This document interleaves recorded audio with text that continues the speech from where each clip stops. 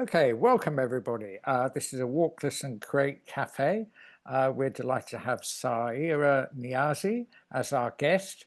Saira Niazi is a London-based writer, community worker, Renegade guide, and founder of the Living London project.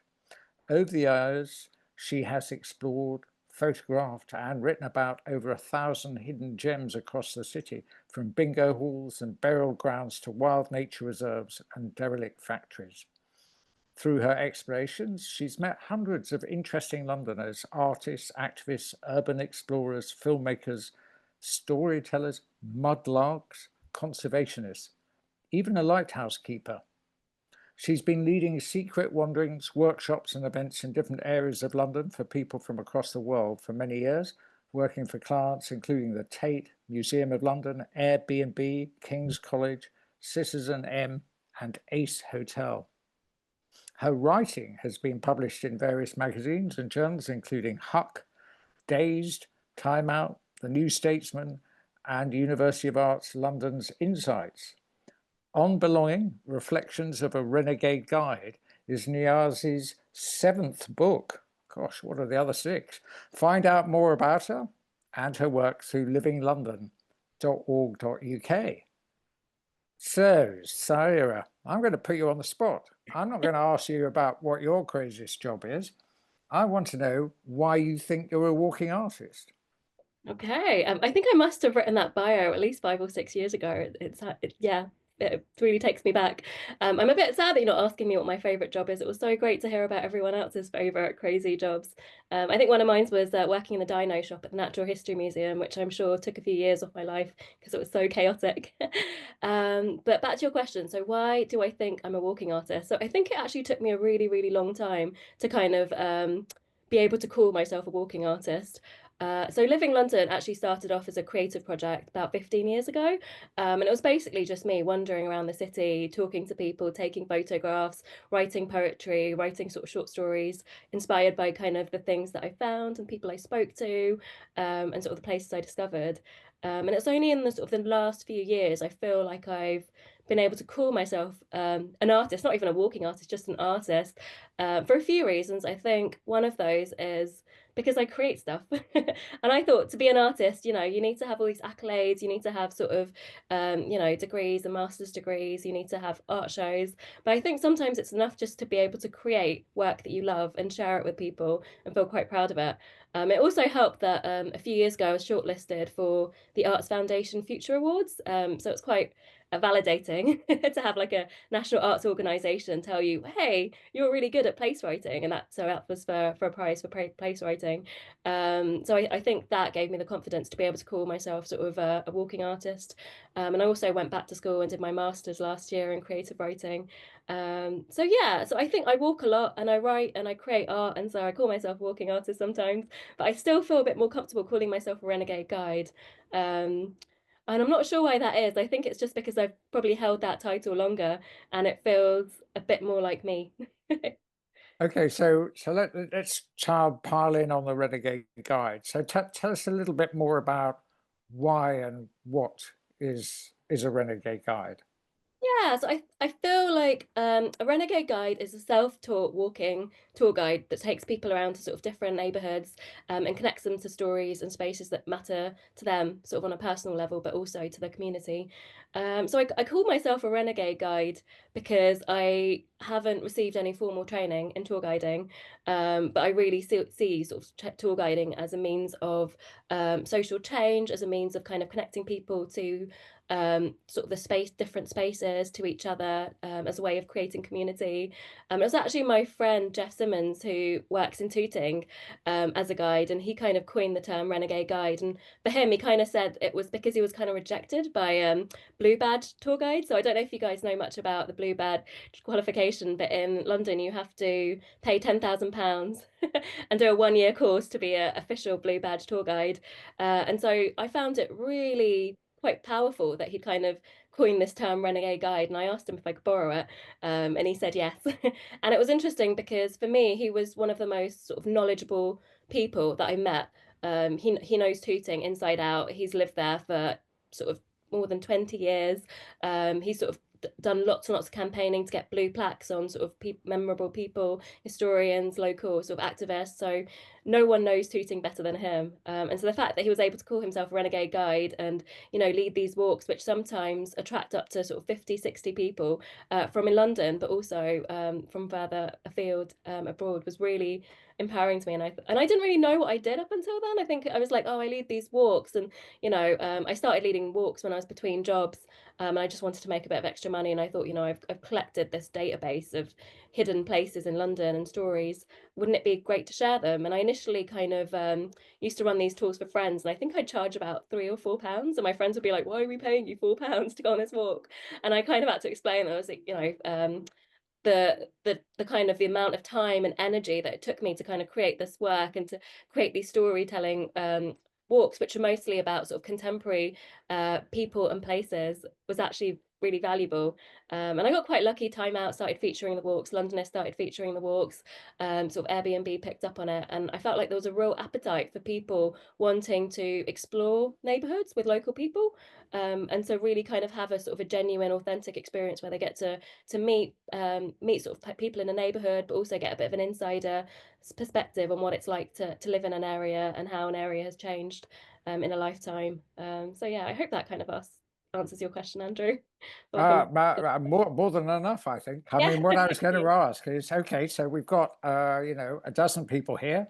Has anyone else done led walks or guided people around their local neighborhood? And what kind of reactions have you had from doing it? And, would you do it again?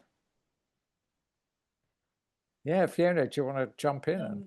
Yeah, so I live in North Devon, and what I've done is I over the last 2 years I have a character called Audrey, and she does tours that have generally been, the two tours I've made have been part of theatre festivals. So I've been doing an outdoor piece as part of a festival, and so much like Saira was saying, I've done a huge amount of research on the space that I'm in.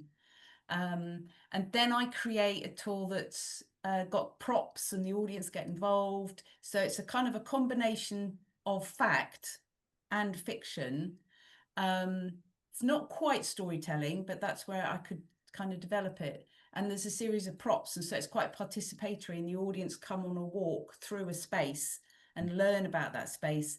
But it is also a kind of light touch performance as well. So I've done 2 of those. So I could say I'm a renegade tour guide as well. Absolutely. Yeah, I was going to say, Fiona, are you a part? Are you an actor in the performance, or are you the kind of director producer?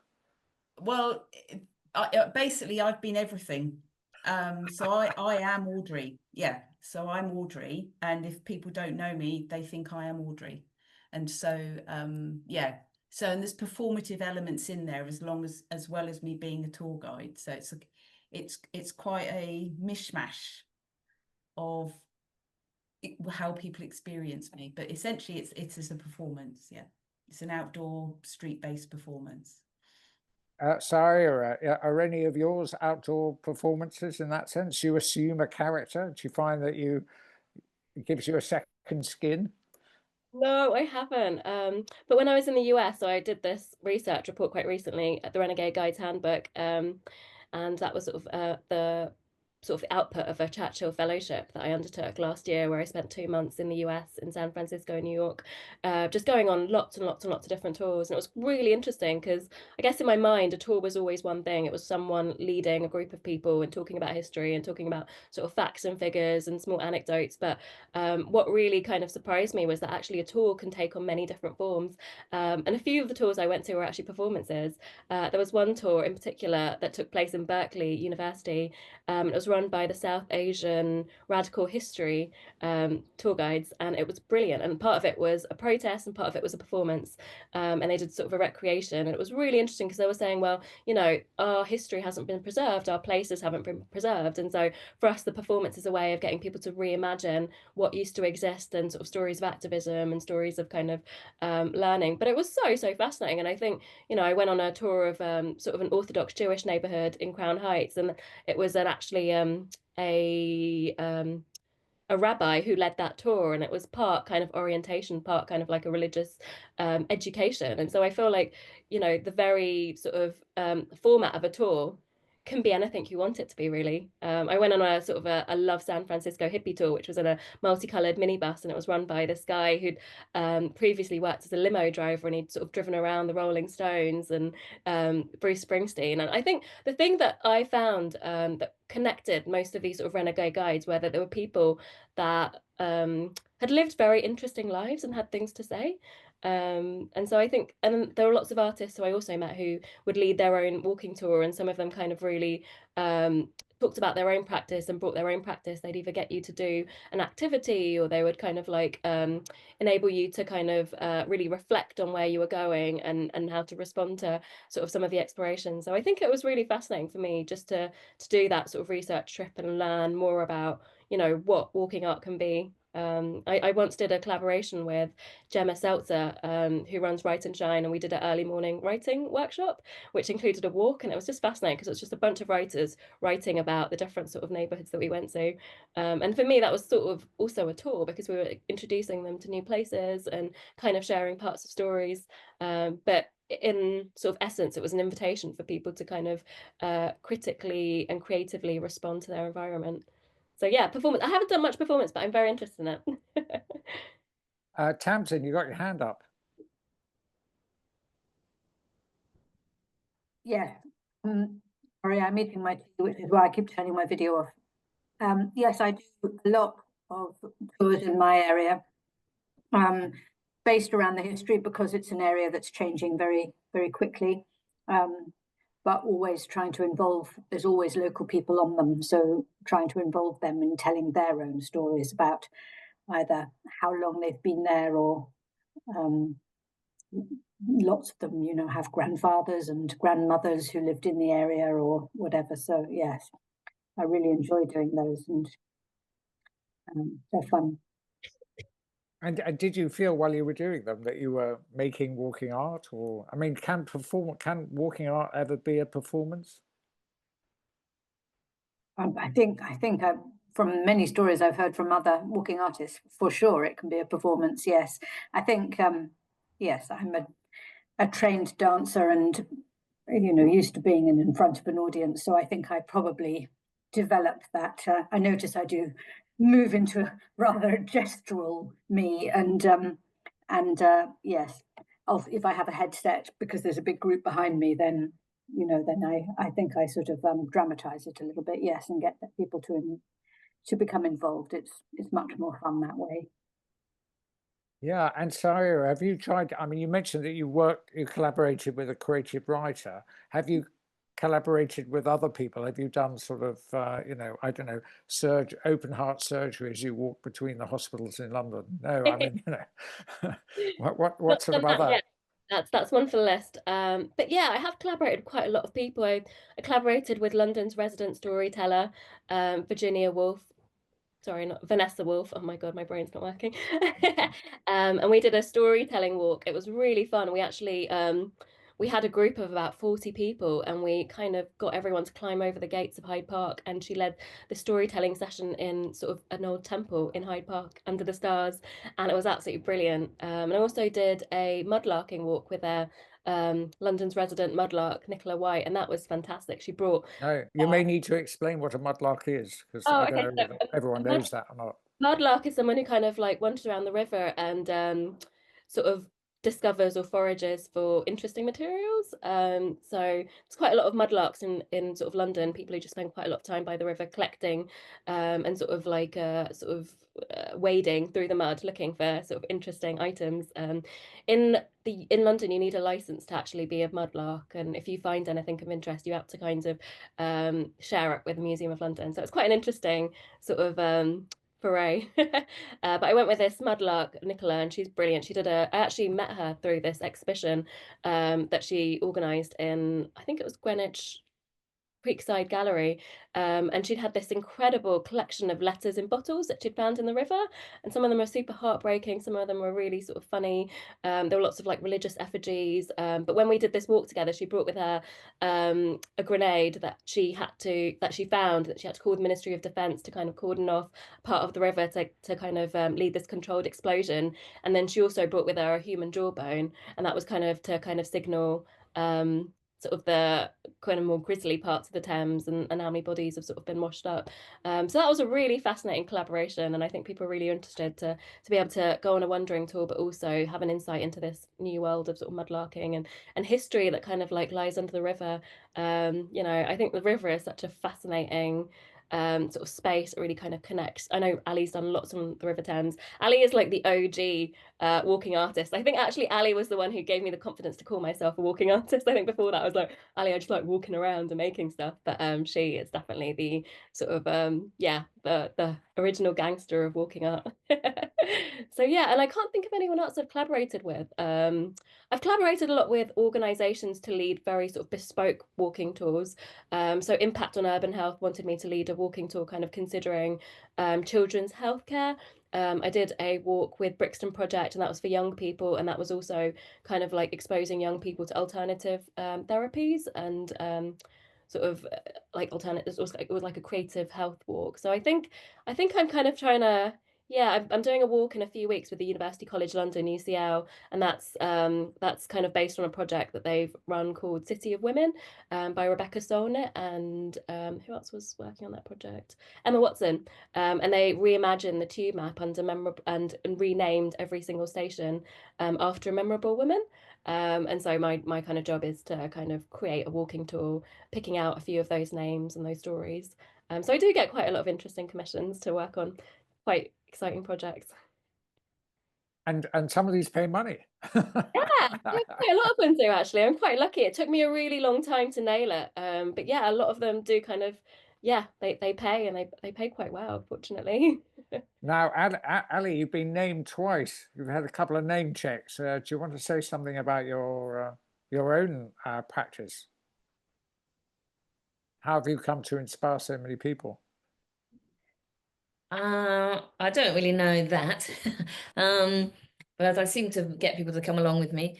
The way in which I curate walks, so I'm an artist, and many people might know that I work on silk, and I use batik to work with people to draw their stories. And then so I would do recce walks with communities with a question. So the project that Saira is talking about is one that was called Silk River, which is, I think, was my favorite project, even more than Beach of Dreams. And it was a really first big long one, and it was a journey that was connecting the River Thames with the River Hooghly in West Bengal. And it was a British Council Arts Council commission for the UK India Year of Culture in 2017. And, you know, there was a call out for commissions. And I was like, well, what is it that connects London and Kolkata? And the brief was to reimagine the relationship between India and the UK. And I thought that the river was the thing that makes the city. And the river communities are often the communities that service the city. So like in Essex, they are the builders or the taxi drivers. But without these river communities, the city can't function. So I thought, well, I'll connect 10 communities from the River Thames with 10 communities along the River Hooghly and see where we can make the connections. And some of the connections were very bang on. So Kew Gardens connects with the botanical gardens in Kolkata. So there's a very clear reach. And so then we went and worked with each of these. So there's 20 communities. The first thing to do once we'd mapped which communities we were working with and who their partners were, was to invite the communities to think about what story they wanted to tell on the day that we would walk through them. And that took a year and a half for that to happen, and for them to select all the different images that they would put on their silk, which we called scrolls at the time. So they're like story maps. And then we would walk, you know, from between the two places and arrive in a place early enough in the day that then the day was a walk around that place where several stories were told. So yeah, so that's been my practice, and so it's very much being the connector of other people telling their own stories, and that seems to have been very powerful. And I think I'm thinking about it a lot at the moment, where you know, flags have become very prominent in the news at the moment, and thinking about communities creating their own flags with their own stories and owning their own spaces that they can walk through. So I think it's almost becoming to a point where it's even more present than and urgent to do the practice I'm doing than it has been before. Oh, brilliant. Well, thank you for that, Ali. And Saira, come on, when you've done a lot of writing, and you've done a lot of writing for people, and you've actually helped other people tell their stories in words. So I remember that you did some work with Ali on that, but you also worked with Slow Ways UK. Some people may not know Slow Ways, so perhaps a little explanation of what Slow Ways is, and just Yeah. say what you got up to. Yeah, so Slowways is a CIC. They're working to create a national walking network that connects all the towns, cities, and villages in the UK. So if you wanted to walk from, say, London to Glasgow, it would tell you exactly which routes to take. And each route is verified by three sort of members of the public to say that it's a legitimate route and it's safe and it's accessible. And so I worked with them as a community stories lead for 2.5 years. But it was a brilliant job. I got to test out a lot of the routes myself. So, I'd be doing long distance walking one day in sort of, the West Highlands of Scotland, the next in Bradford. And it was just a really great way to discover the UK. And I'd often write about my walking journeys. But I also got to enable other people to write about their walking journeys. So I'd commission a group of sort of local artists and storytellers to create stories based off of the back of their experience walking a route. Another project that I ran while I was at Slowways was called Tales from a Slowway, and that was a really interesting project. And so for that, we gave out grants of £2,500 for a community group to link up with an artist to create a story of a walking route in their local area. And so we had groups like Leicester Rate Prices, Sustainably Muslim. We had groups like a sort of special needs school in Camden, and they would all kind of create a beautiful story off the back of a route. And that could be a video, that could be a written article, that could be sort of a sound walk. And it was just really nice to see the sort of the country activated through these incredible projects, and they had complete sort of freedom in terms of what they wanted to create and how they wanted to create it and how they wanted to work together. And for me, co-production was a really important element of it. It was just giving people some funds and freedom to create a story that would be useful for the community group. It would share their stories and hopefully ensure that they get future funding. But also it would enable people to have an experience in the outdoors. We had a group of deaf-blind women in Derbyshire who went on a beautiful walk, and they created some work off the back of that. We had a journalist connect up the sort of Lewes Football Club and talk about, Lewes Football Club is the first community-owned football club. And so lots and lots of people with lots and lots of different interests sharing their stories through walking. So for me, that was like probably the best job I've ever had in my life. It was so exciting to be able to just kind of explore the UK, but also enable others to explore. We also had a sort of a team of our own kind of staff writers, and there were people who were activists or artists, but people who were very embedded in their community. People like Majid, who was the Lord Mayor of Sheffield, and Anita Setti, who's a nature writer, and we funded them to do a walk every quarter, of a walk of their choice anywhere in the country, and to write about it or to make a film about it or a photo kind of series about it. And it was just a really cool project. Great way of kind of enabling others to think about walking arts and to think about walking as sort of a means of really connecting to place, but also connecting to communities, and to kind of really create a sort of community spirit, if you like. So the good news there also was it got you out of being a city girl, because I mean, you're sort of city resident in London, and living London is all about uncovering hidden gems in London, which Yeah. is, I'm sure, not difficult. I'm sure there are lots of them. Well, how would you feel? I mean, how can a walking artist survive in a more remote place? I mean, I think who is the most remote of us on the call? Is it Anna who's probably the most remote? Anna, are you on Sky? Is it? Yeah, that's right. Right out on the end of a peninsula on the Isle of Skye. So it's just the sea here. That's it. Sea and mountains. Amazing. One of our staff writers was in Berneray in the Outer Hebrides, and it was really nice. That story was all about like, well, how do you, what does a walking network look like for an island? Like, how would you connect to the rest of the UK? And her stories were actually really beautiful. And she's a photographer, and she has a little gift shop called the Coral Box. But it was just brilliant. I think she did a slow ways of just walking around the whole of Berneray, and that was. Yeah, I guess it's exposing to people to parts of the UK that they're not familiar with as well. And I think I purposely would often go to places that have a bit of a bad reputation. So I might spend like, one day in South Shields and the next in sort of Brighouse. So this idea of really interrogating good places and bad places, or the idea of good place and bad places, and trying to find sort of hidden gems and beautiful stories. And it was really surprising because I don't think I went on a single walk and didn't think like, wow, this is incredible. I think one of the most remote walks I did was from Great Yarmouth to a small village near Norfolk, and it was about a 19-mile walk, and I had to get a foot ferry. And I remember the guy, I had to pay 50p to go on the foot ferry, and he was like, do you know where you're going? Are you going to be okay? And he was really concerned for me. I was like, no, don't worry. I've got it figured out. I'm following this slow way. But I think I came across about 2 people in the 19 miles. And there was parts of it where I was like, oh God. And the thing with slow ways is if you're pioneering a route, no one's walked that route before. So you're kind of testing this route and you're just hoping for the best. And, parts of it got a bit grisly because I was, doing quite a bit of road walking, and the cars would swerve around. And there was a part where, I had to cross over this bridge and there were a couple of planks missing. And I just thought, if I just disappear, no one's ever going to know where I was.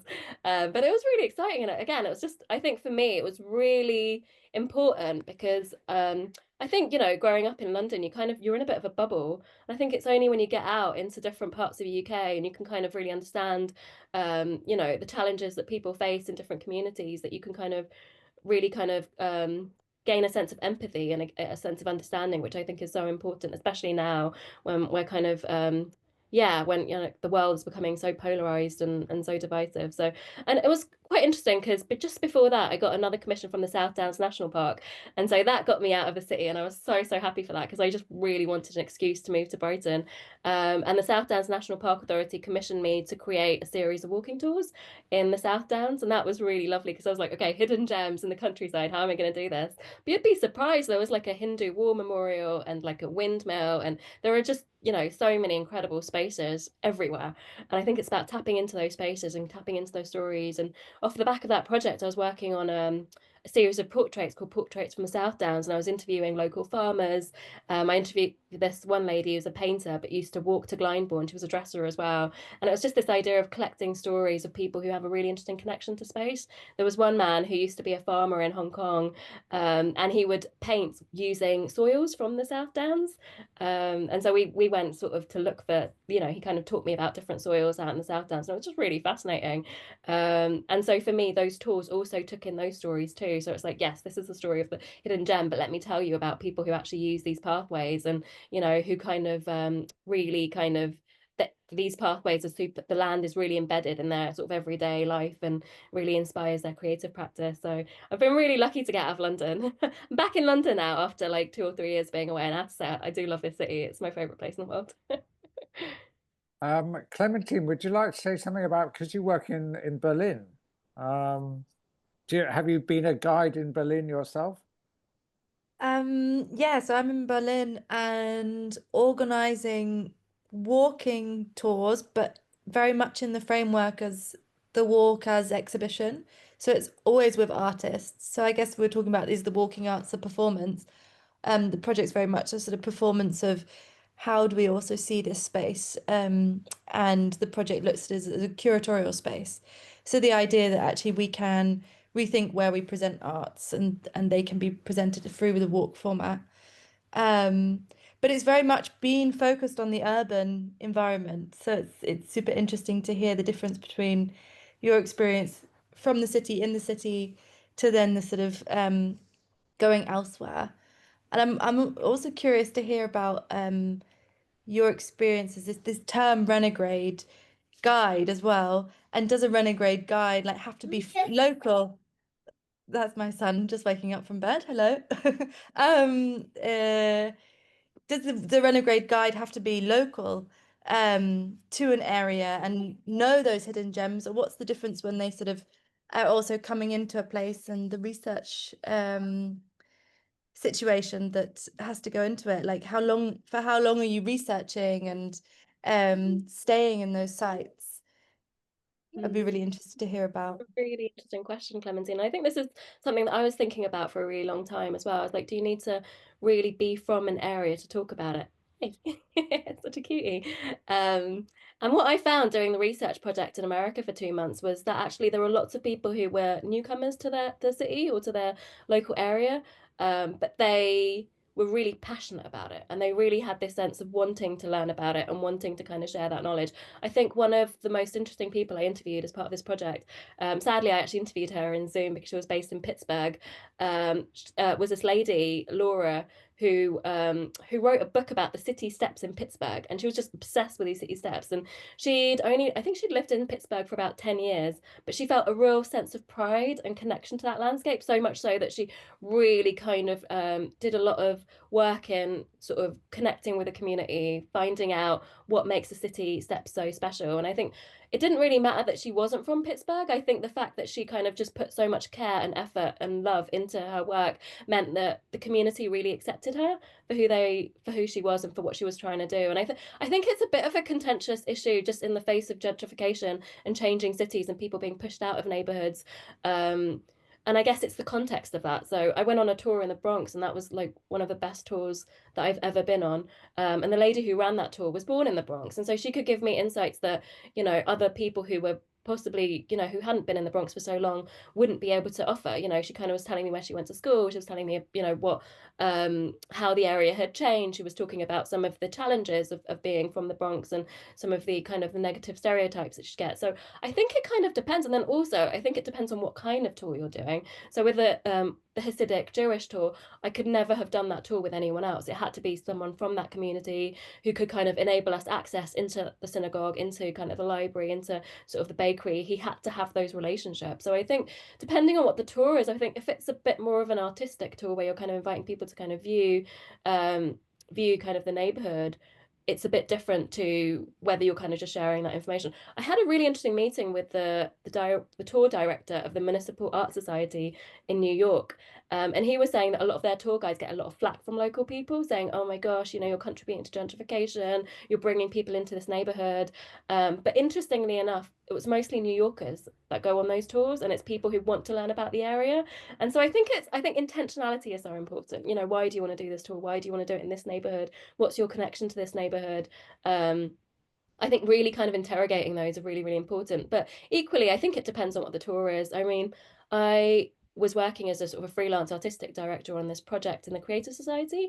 And that was kind of to create 4 walks and work with young artists on sort of universal credit to go on a series of walks and to create work off the back of it. And so I led these walks in areas that I'm not from. But the idea was actually to get them to think about the spaces and to generate ideas. And at the end of it, we had a show and tell session in this old historical house that I was living in at the time. And it was brilliant. They created sound work. There was sort of, someone created film. We had all sorts of people from all backgrounds. And a lot of those young people have gone off to, get signed by record labels or kind of develop their art practice. And for them, it was about kind of just connecting to that space and to kind of seeing it through new eyes.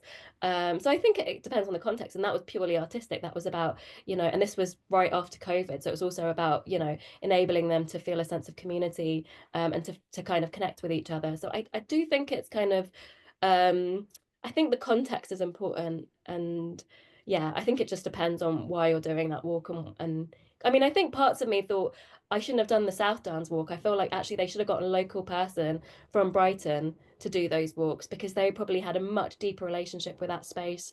But at the same time, I ended up going to Brighton and living there for a year because I really wanted to embed myself in the community. And recently I've got commissioned working with Croydon Council on a heritage trail. And I've just decided that I have to spend quite a lot of time in Croydon to actually be able to do this piece of work in a sort of in a way that feels right. So I don't think you have to be from the area. I think if you're working on a project with local communities, I do think you need to spend time with those communities and to really kind of get into the skin of a space. Sorry, that was super long-winded. I hope it kind of answered the question. No, it was really, really great to hear your insights and experiences. Thank you.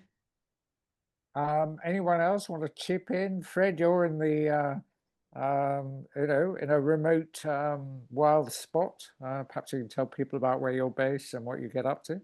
Yeah, well, I have a question, different question. Some years ago, we organized some safaris in the city, and we invited people to search for endangered animals represented in the products.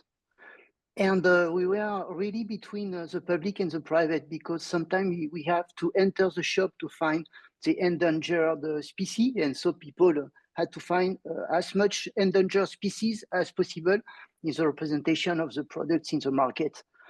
And so my question is how you manage between public and private space in your works.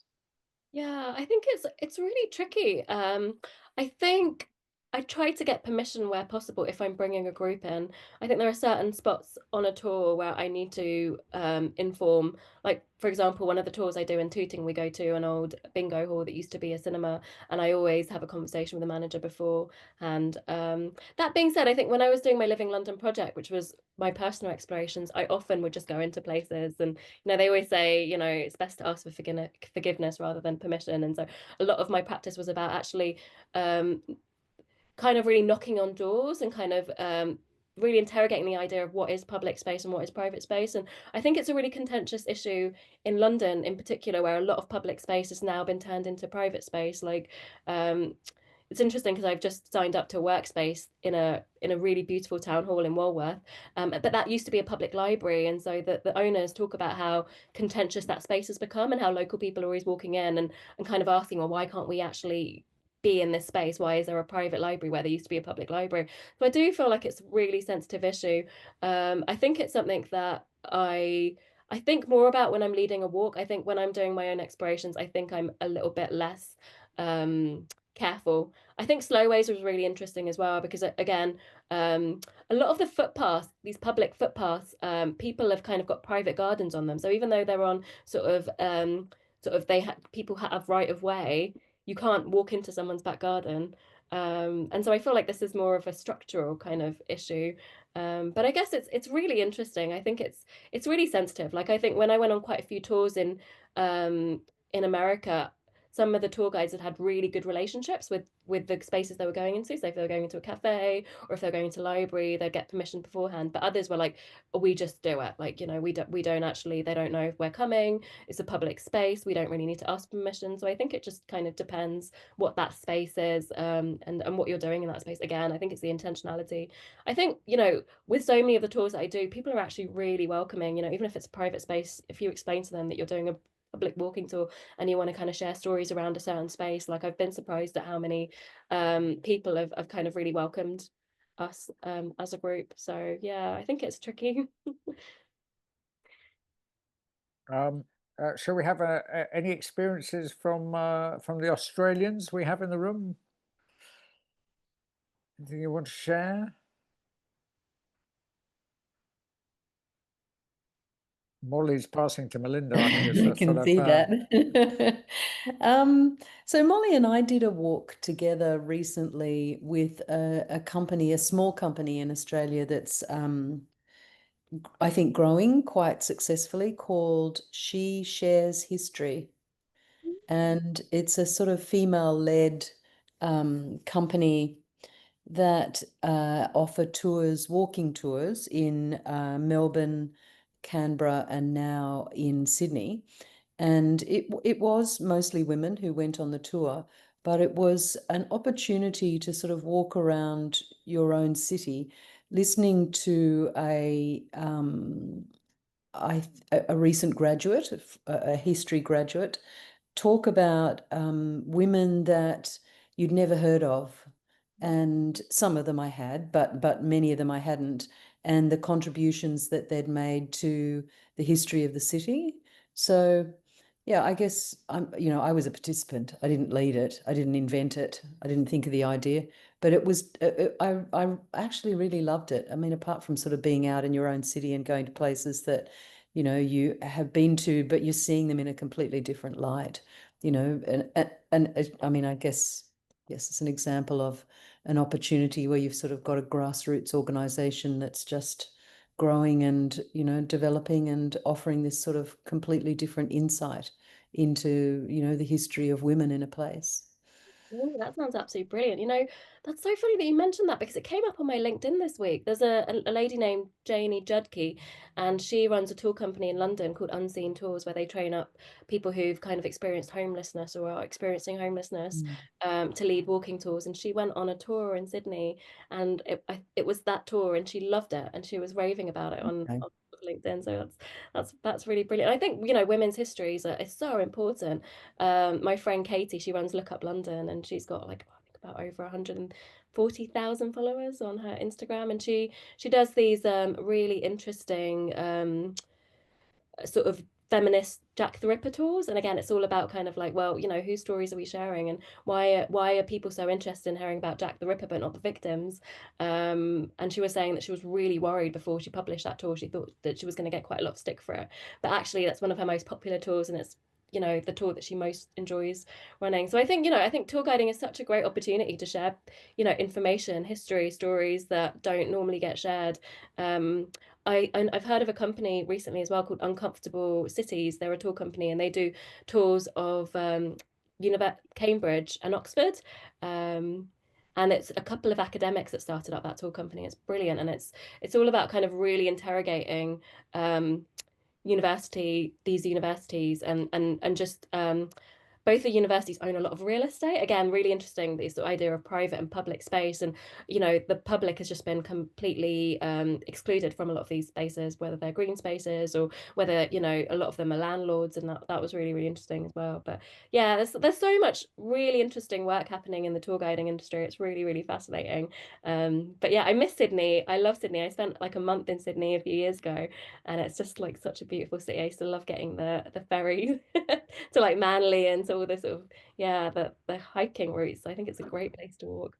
Didn't create much walking up, but I just remember like walking in the bushland in Browra. It was just magical. I guess that opens up though the idea of the renegade guides as political activists. Totally, yeah. And that definitely was the case. I mean, in my there's one tour guide in New York who's actually really close friends with Mamdani, and he does sort of Muslim history tours, and his tour feels very, very political. He talks a lot about Malcolm X. He talks about a lot about sort of political situation in America. And it's a really interesting section in my handbook, and it's called and it's all about what we can and can't talk about. And there's a tour guide in Berlin, actually, Ryan Barmer. He runs Re-Guided Berlin. I don't know if you've heard of him, Clementine, but he's brilliant. And he was talking about how he got a lot of shtick from talking about the genocide in Palestine and the kind of the backlash that he's got from lots of other tour guides by talking about that, talking about how he's been very, very vocal about this. And that was quite interesting because he was like, well, we've been using Germans' history to make money as tour guides. How can we just ignore the fact that, Germany is really enabling this genocide to happen? And so it was really, really fascinating talking to him about politics. And I think it depends. I think if you're an independent renegade guide, I think you've got a lot more freedom about what you can and can't say. I mean, I was talking to Katie, who is actually a blue badge guide, and she runs Look Up London. And she said when they were doing the training course, they were told you can't talk about terrorism, you can't talk about politics, you can't talk about Trump. Like there are many, many things that you wouldn't talk about in a tour. Whereas I think you do have a lot of tour guides who would I guess it again comes down to the intention. What is your reason for being a tour guide? And I think for some people it is political. The South Asian radical history walks, they were very political. I mean, the first sort of when I arrived at the tour, it was a few weeks after Trump had been elected, and the first question she kind of asked us was like, oh, how are you guys feeling? Are you okay? Like, how can we support you? It's going to be a really difficult few years. We're going to have to really organize. And I just thought, wow, this is, it was such a strong contrast from the day before. And that was the day that Trump had been elected. And, I was on this this tour with this group of people who are very sort of happy that Trump had been elected, and it was just, and the tour guide didn't mention anything, even though the whole tour guide was about liberalism in San Francisco. And for me, it was like, it's a bit strange that we're not talking about politics. But I think it's about the context. I think it's about the intentionality behind being a tour guide. Some people just do it for a job, they're doing it to make money, and so I definitely don't judge people in terms of what they do or don't say, and the stories they do share and they don't share. And I think it's all very subjective and it's all very personal. I know the tour guide in Bronx, Alexandra, she gets a lot of shtick for talking about a lot of negative aspects of the Bronx and talking about poverty and talking about kind of like the fact that the Bronx has been neglected. And she's hired by the Municipal Art Society, and people complain to Ted, who's the director, and say, well, why is Alexandra being so negative? And he was like, well, she's just telling you how it is. She's just telling you about her reality of living in this place. And so you're never going to please anyone. I think it's just really important to, so this is what I kind of recommend for people who want to go into tour guiding. Create your own rules of engagement and your own kind of ethics, and that way you'll be quite clear about what you're doing and why you're doing it, and what you're sharing and why you're sharing it. I think the simple fact that you're on foot requires a degree of honesty. If you were tour guiding from a bus, it would be a completely different experience. But the fact that you're moving along at a sort of human pace and you're sort of, really feeling what it is to be in a place, I don't know, it just feels like an obligation to me to be authentic and to be honest.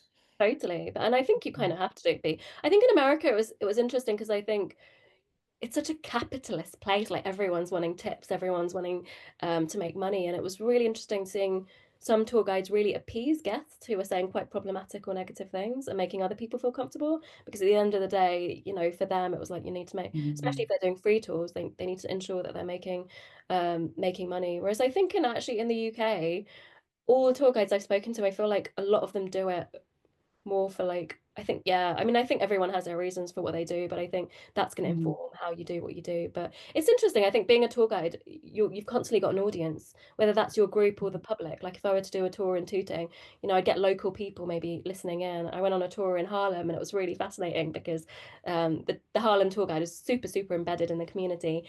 But a few people would stop off and listen. And they'd be like, I'm just listening to what you're saying to people who've never been to Harlem. And at the end, they'd be like, you did a good job, or, you should have told them about this. And, again, it's a bit of an exchange. And I think you have to be quite humble and quite thick-skinned to be a tour guide, because, you often get people telling you what to share and what not to share. And, they'll tell you if you're happy, but they'll equally tell you if they're not very happy. Have you ever had a debacle? Me?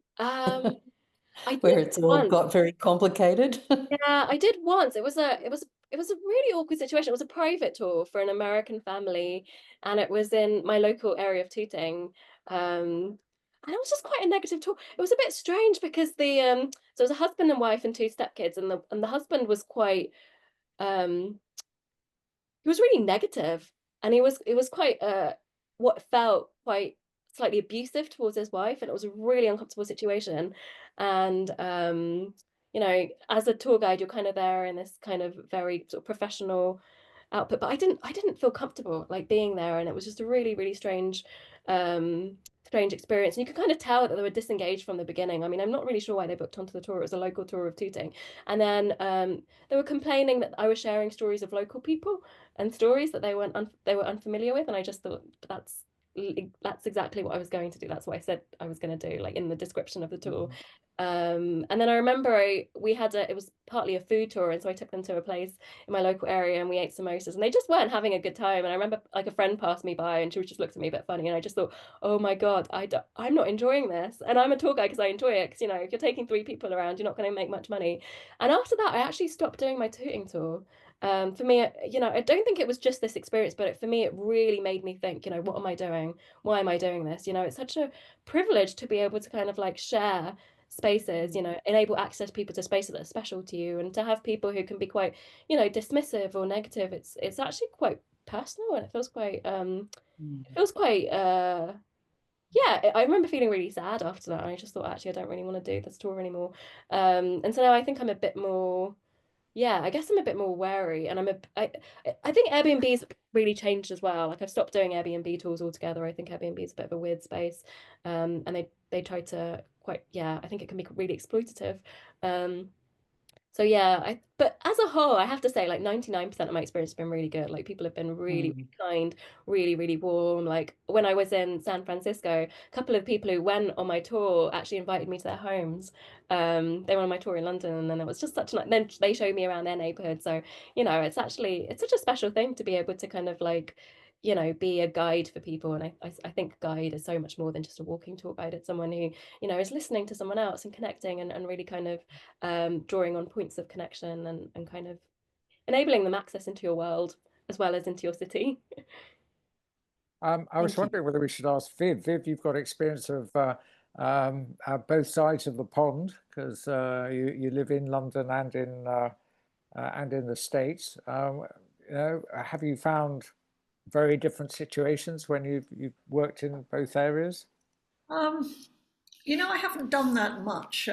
I don't really, I wouldn't say I do any tour guiding anyway. If I take people on walks, it's listening walks, so they're silent. so I don't have that back chat. Well, at the end, of course, we do talk, but I think I've only done one or maybe two in New York.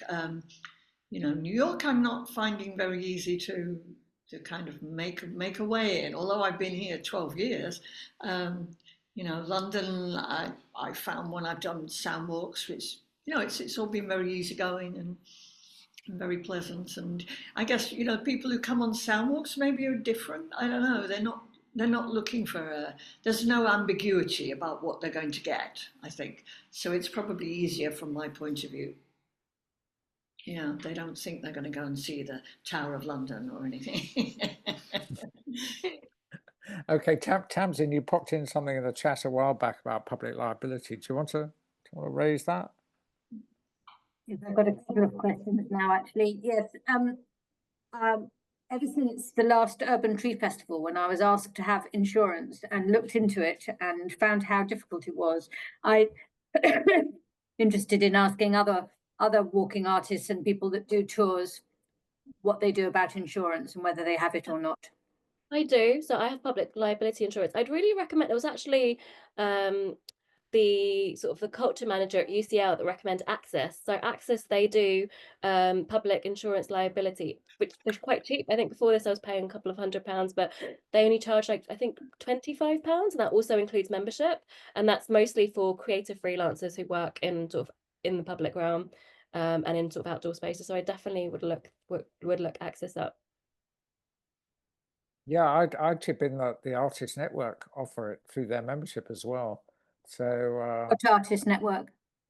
Say again. It's called artistnetwork.an.co.uk. Oh, right. A-N, I think, .co.uk. Okay. Yeah, membership is what, £38, and that includes 2 million public liability insurance. Yes. I mean, it's kind of interesting because, I got asked a lot by clients. I mean, the worst ones in London are the Royal Parks and the National Gallery. Both asked for £50 million worth of public liability insurance, which is, of course, ridiculous when you go to a broker and you say, I want £50 million worth of public liability. They say, well, what are you going to do? Steal a Rembrandt? And I said, well, I think they might be fearful that someone might actually knock it to the floor and damage it. So what I just did was I just asked the client. I said, well, if you want me to do this, you buy the insurance for me. And they all did. So, I think you just have to brave it out and contest it that way. But I did look into it for a bit, and I became a Paths for All walk leader because they offer it.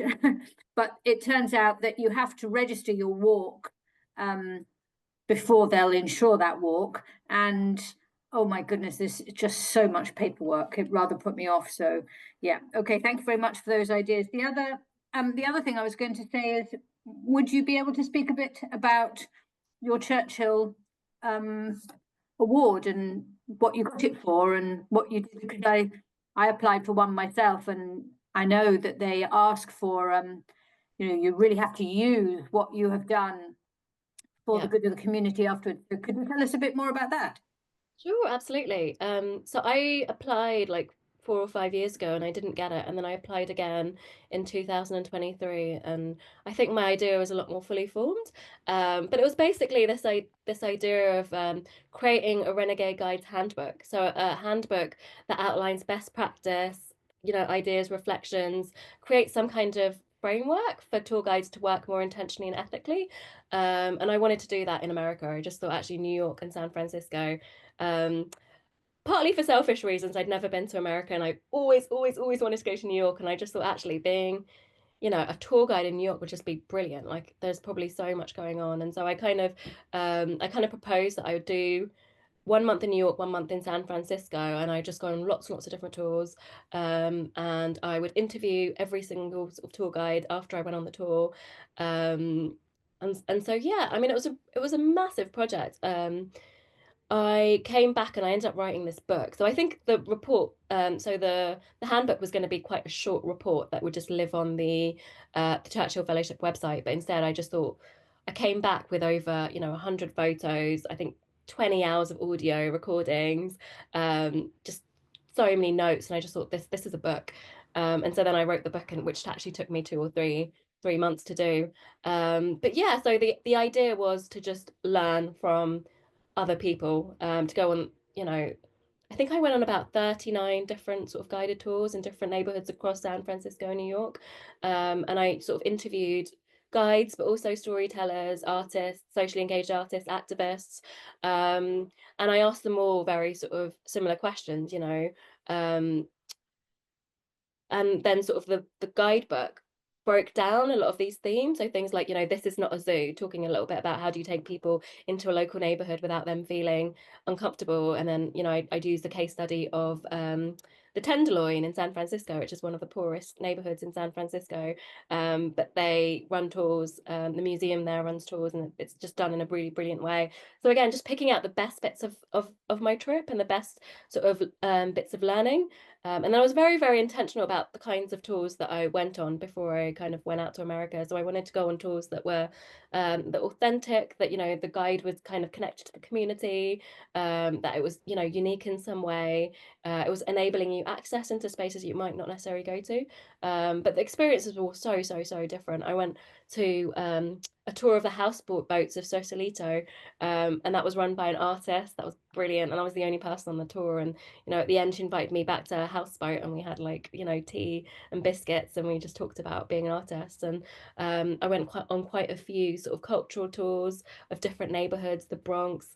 Went on lots of sort of self-guided tours. Went to quite a few community events, but it was really about this idea of creating a handbook of best practice, and that handbook is actually available for free online. So I can drop the link in the chat, but you can sort of download it and have a look at it. But it's mostly for people who are either practicing tour guides or interested in tour guiding, but it's equally, I think, useful for socially engaged artists, activists, community workers, anyone who's doing work with their communities and thinking about things like story archiving and how we can preserve stories in places that are changing very, very rapidly.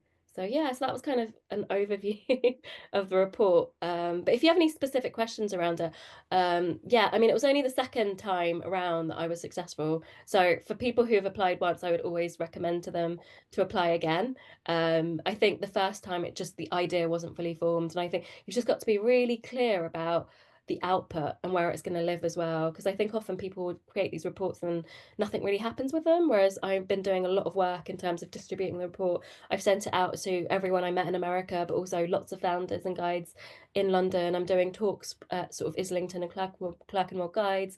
I'm helping Hackney Guides sort of form their guiding association course. I'm doing quite a few public talks. I'm speaking at sort of local libraries around London. So I guess it's all about thinking about where you want to share, the knowledge that you acquire. And also just the nuts and bolts of it. I think I was really clear on the fact that I wanted to go to New York and San Francisco because they were both sort of very interesting cities, quite difficult histories, but they're super diverse and multi-ethnic, and there's so much going on. And they're changing as well. Like they're undergoing change the same way that London is. And a lot of people who come on my tours actually come from San Francisco, and they're kind of suffering from a lot of the same issues that people here are, you know, rising rents, gentrification, being pushed out. Or on the other end of the spectrum, they work in tech and they've entered into a new neighborhood and they want to think a little bit about how they can give back to their community, or how they can kind of embed themselves a little bit more. Brilliant. Thank you very much. Fascinating. I would love the link if you could put that in Yeah, the chat. absolutely. I'll put it in right now before I forget. But yeah, so it's downloadable, and yeah, I've got a couple. If anyone's in London, I've got a couple of talks coming up. I've got one on this Thursday evening at a library in London, so John Harvard Library in Borough, and then I've got another one next week at the Walworth Heritage Centre. So, and I don't think we've got many people from London. Caroline, I think you're in London. I think, and myself, I think that just the two of us. Oh, Anyway, Caroline, you haven't had a chance to speak or say anything. I don't know whether you want to ask anything or chip No, in. I'd just like to say what an absolutely fascinating talk. Thank you, Saira. It's been really, really interesting, and you know, and I've loved the questions as well, and you know, the scope of the conversation. It's been as somebody who's, you know, I mean, I'm a passionate walker, but I'm not a, and I feel I consider myself to be creative, but I haven't quite married those two elements yet, as some of you have. But you know, it's just been really, really interesting to listen to everybody. So thanks to all the contributors as well. It's been a great night. Thanks, Andrew. Yeah, well, okay, well, I mean, obviously it's a great night because we have to thank Saira for doing it. So I'm going to give her the last word, the opportunity of the last word. But before I do that, I'm going to say that a lot of people don't realize this, but in London, there is a street called Trump Street. And what's pretty extraordinary is that if you go down Trump Street, it ends in Russian Row. So the street it ends in is called Russia Row, which, as you probably know, you can pronounce the row differently. But you know, that's that word can be pronounced differently. So anyway, that's just a sort of little local knowledge for a side. If anyone's walking the City of London, go walk down Trump Street. Saira, brilliant. I think pretty much everyone had a chance to say something and discuss things with you. So we're going to leave it up to you. You have the last word, Saira. Oh, thank you so much for inviting me. It's been really, really lovely connecting with you all. I feel like I'm going to do a really quick shameless plug, but if you wanted to sign up to my newsletter, I'm always kind of doing very different projects. I've recently also produced a report that might be interesting to you, which is on creative health. So it's, you know, it's for people who are interested in walking for well-being. It's a guide for artists. It's a DIY guide to creating your own creative health walking project. And that's on my website. So yeah, anyone interested in that can have a look at that too. Been creating a lot of resources lately. Well, as you can tell, she doesn't stop, this dynamo. So thanks very much, Saira, and look forward to seeing everybody perhaps next week or in a fortnight's time.